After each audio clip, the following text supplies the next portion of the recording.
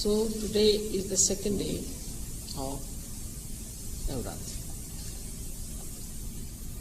I told you yesterday that first the auspiciousness and the holiness was created through the creation of Sri Ganesha, so that this world should be filled with auspiciousness and holiness. We can see in the history that people in the olden times cared for auspiciousness and were afraid of God. They had fear for God and they didn't challenge God at all. But gradually the evil took over, and so this auspiciousness and holiness started little, not exhausted, but sleeping on. So Ganesha started sleeping. And as Ganesha sleeps, the people are not afraid of God. They think they can do what they like. What can God do? After all, we don't see it. They also have no gratitude for what God has done for them. They have no gratitude about the blessings of this universe,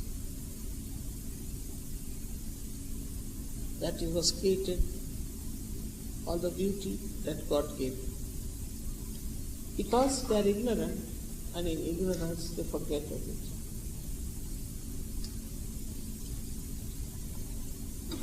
Now the problem started more when Ganesha started sleeping. With his power, people were afraid of God. They were righteous. They wanted to be good people. They didn't want to commit sins. They didn't want to do wrong things. They wanted to keep their attention clean and put attention to good things. Such people existed. Because you can see the temples, the big churches, the big mosques that were built in the name of God. And they didn't have so much money, nothing. But just out of devotion they did it. So they had devotion for God. The another side was that people, like you can say the people who were searching God, were trying to find out the ways and methods how they could reach God. And there was such a big search. They didn't want material things. They didn't care for, it was, for them it was too low. Think about it. But gradually, so it happened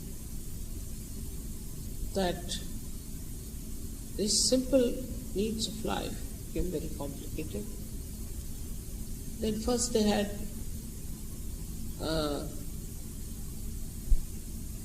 started to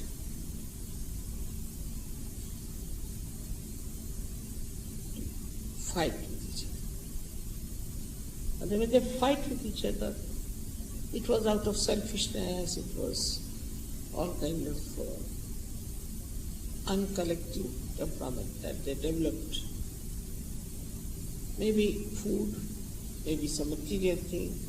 All these things started crawling up into their ignorance.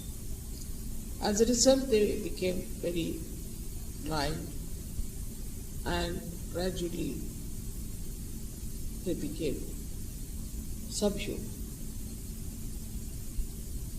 barbaric. So the second phase started where just after the vegetation and everything was created, the fire of the Mother Earth started coming up as an anger for these animals that they grew up. Also were very, very dangerous time and were troublesome. who were in the evolutionary process were very big sized things, but not intelligent, extremely cruel and big sized animals. All these evolutionary process started, but before that only the Mother Earth's fire started burning the stone inside. Because as I told you, first it was taken nearer the sun, this Mother Earth, and then towards the moon.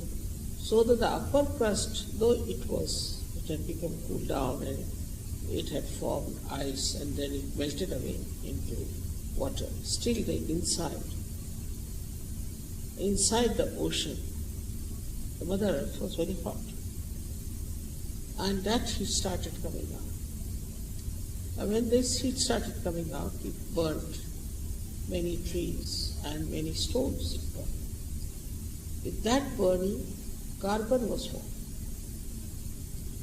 Now, this carbon started absorbing all the gases that were outside and purifying the atmosphere quite a lot. Plus, this carbon is the basis of our organic chemistry. So first the inorganic chemistry was there, in the sense chemicals were produced, and then with the carbon started the organic chemistry, and that's the beginning of life, we should say, because then nitrogen it started absorbing, and they formed amino acids. These amino acids are the basis of life. So that is how the life started. But the first life grew in the water. And you know the whole evolutionary process, how it took place. In the second center, Swadhisthana, which had created all the universes and all that, all around, in the Mother Earth there was water, and on that surface of Mother Earth, life started growing. Then the evolutionary process took place in this Bhavasa. Till we come to the human stage, as I told you, there were animals first who came up in the evolutionary process. They grew up, and they grew very big, then they had to become small, then they became very cunning. All kinds of things happen in the evolutionary process, left and right and left. Ultimately, a human being was created. He too was in the image, not of God at that time, but in the image of an animal. Because the animal has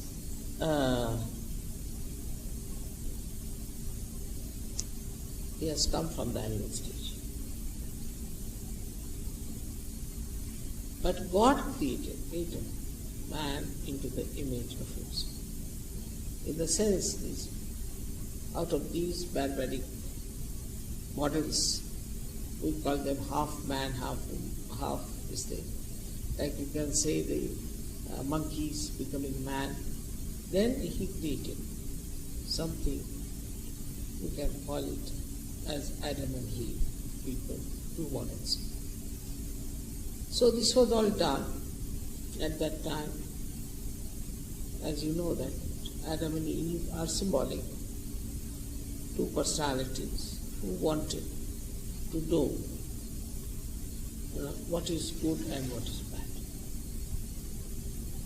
And because of this urge to find out that we can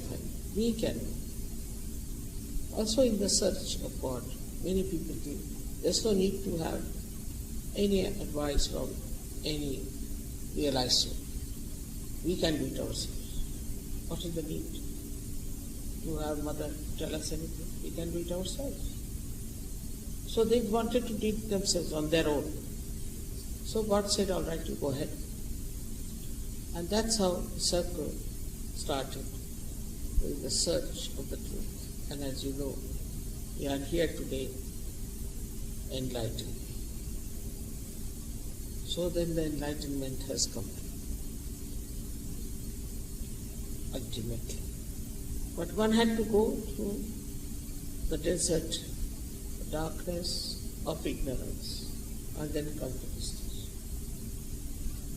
Then the state came in that we needed somebody to lead us, as somebody is needed in the process of, you can call it the evolution. One fish came out and crawled through and became a reptile. In the same way, you needed every time some leader to come out to brings you higher and higher and higher. So the first incarnation, I would say, was that of the goddess. She was the first to lead people towards God. Because if you see in the world, we have the chakra of Swadhisthana. And we have also the great gurus, prophets who came, who tried to save human beings. But this was later. Before came the goddess, to save people from all these ways of destruction. Somewhere had become very evil people who were called as Rakshasas, devils, and somewhere had become good people. Out of them then the goddess created these great saints. They worshipped the mother and they became great saints. They became incarnations of saintliness. So the first incarnation that ever came was that of the goddess. And this is on the second yuga that we can call Shri. She came before Sri Krishna, she came before Sri Ram, and she saved people from getting drowned into Bhavasagar. This then created great saints and sages and gurus who tried to save people. We have gurus who were very great, I should say saints and very evolved. But also we had some who were right side, who knew all kinds of Vedas, they knew all kinds of sciences, they knew all kinds of, you can call them the divine weapons and things like that. And we also had left-sided gurus who believe in the devotion to God. Like you can say, Moses was there, Abraham, Moses, all these people came who were left-sided. Muhammad was there, one of the last ones you can say, and then Nanak. So came the devotion to God, devotion to the all-pervading power, started like. So this, at this stage, that people tried to murder these great saints, like Socrates, like, we know everybody had to suffer so much. Because nobody in the collective liked saints or goodness or righteousness. That's how we had fallen down so much at the time, as you know, in the time of Moses, what happened. And all these things like Sharia and all that has come from Moses, but the Muslims are following it. And that time it was such a bad, decadent society that they had to use these methods of very strong punishment or banishment, you can call it, so that people were afraid not to do anything that is sinful or that is wrong. But now they are taken up by The Muslims. The Muslims are using that picture. They have no right. They are no saints. They are not gurus, nothing. And they cannot use this. But they started using it. But if you see our society, some of our Western societies have really become very decadent and are going down. So now it is for us who are enlightened people to awaken others to reality, to make them face up to see that where are they? In the name of pleasures, enjoyment, indulgences, how they are destroying themselves. We have to talk to them, we have to tell them, we have to awaken them, and that's why now we are going to protest also in Paris. The basic thing we have to understand that we have a very, very big responsibility. At the time when the goddess incarnated, she had just to save people from the cruelties of these devils. That's all. Because devils were on one side, goddess were on the other side. It was very powerful. She was killing all the devils and all the evil. But now, in modern times, it's become a very delicate one, because these devils have entered into the brains of all the sadhakas. I've seen even people who were born realized were indulging into all kinds of wrong things because of the society. So many went to horrible gurus and they have those boots in their heads.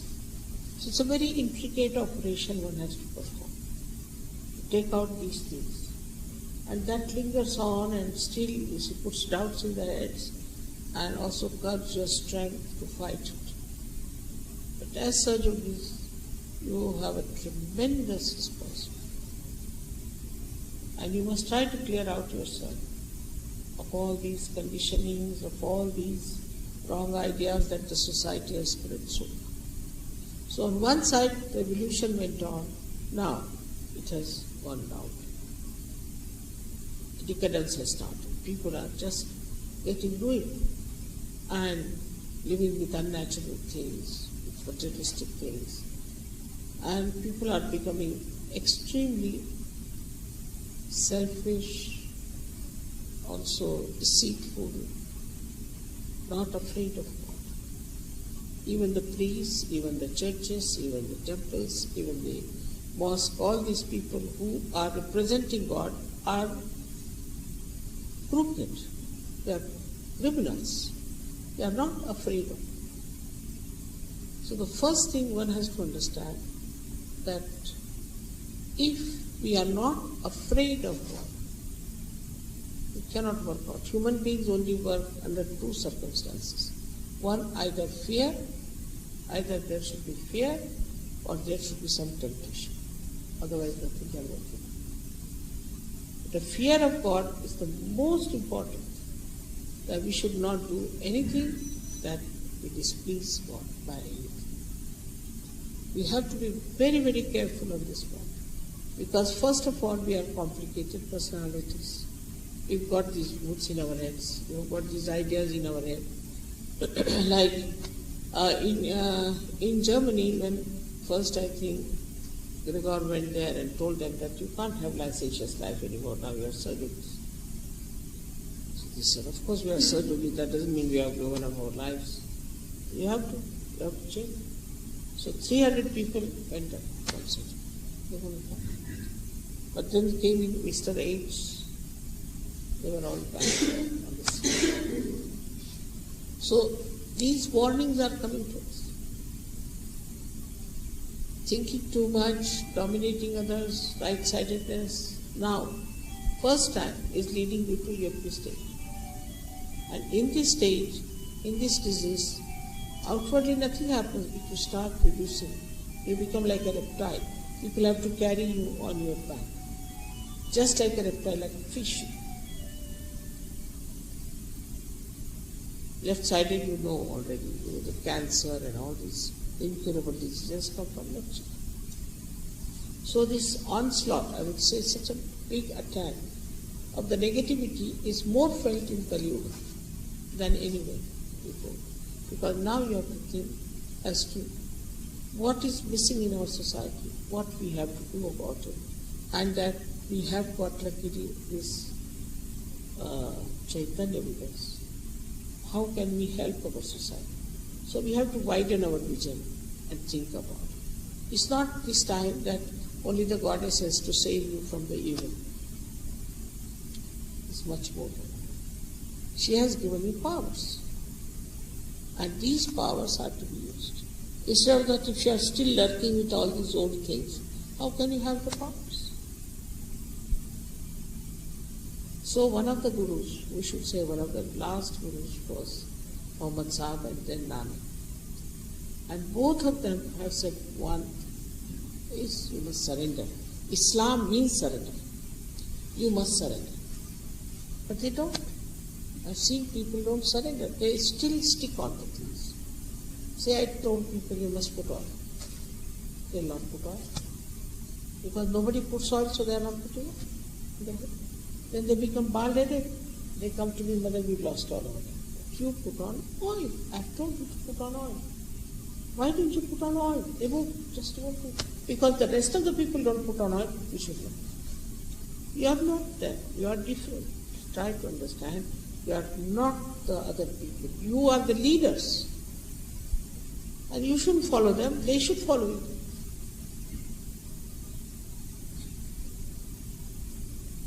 Instead of that, you are following all the general opinion of the people and you want to live like that. Then how can you be a saint? A saint lives like the way he has to do. Because he has the wisdom.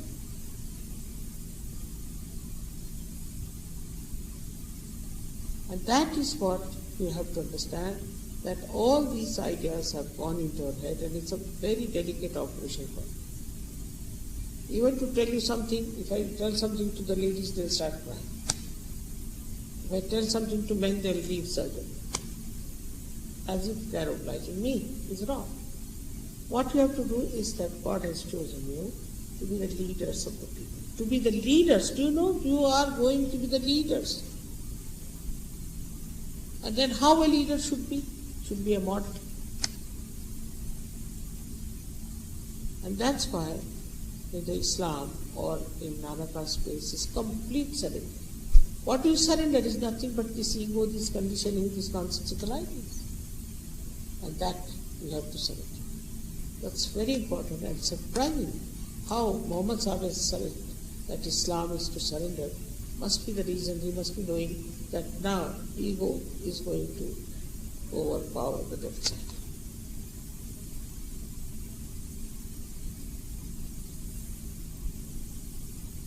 We are not ordinary people. How many people know how to raise Kundalini? But still I see people do not know on the feet where are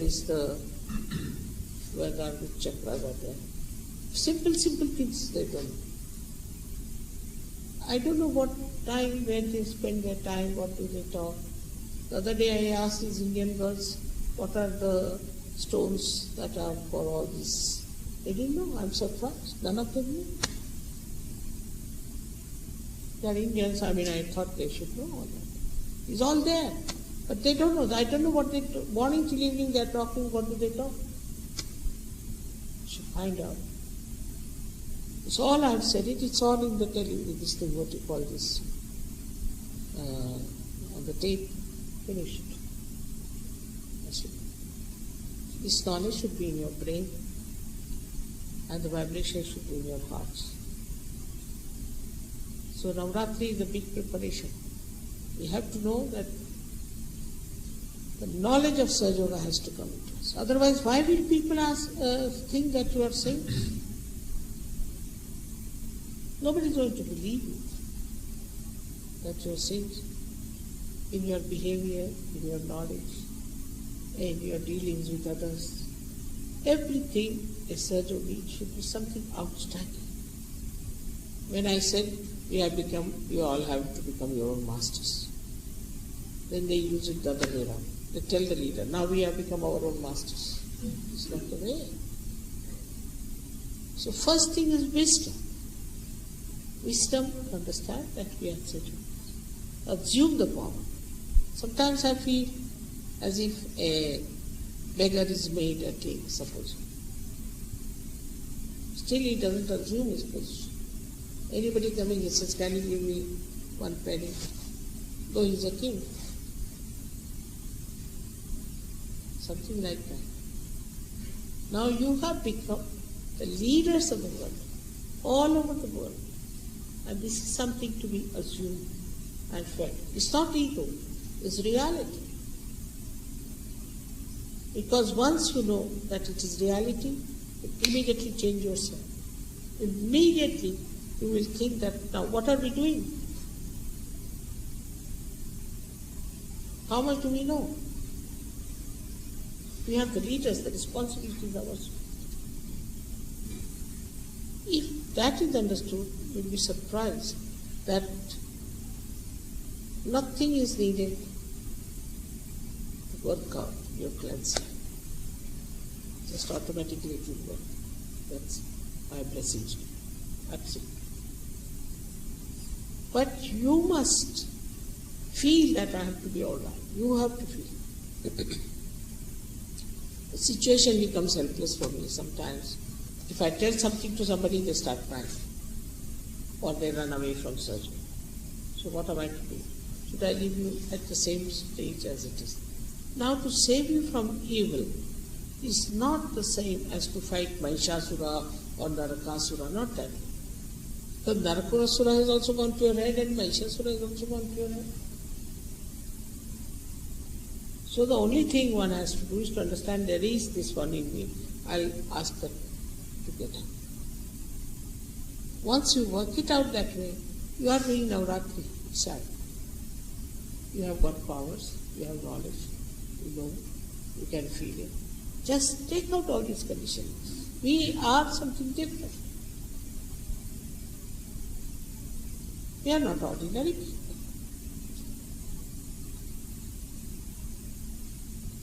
We are something very special. And why should we at all behave like others, or like the way others behave? No, not necessary. And what a big thing you have, what a big knowledge you have. Look at Christ. He was alone. And he talked what he wanted to say to multitudes. He talked. He was crucified. Still he talked. Till the end. But he was knowledgeable. And you might say that whether he was an incarnation, all that. But in no way you are less now. You know how to raise the Kundalini. You know everything. You are my children.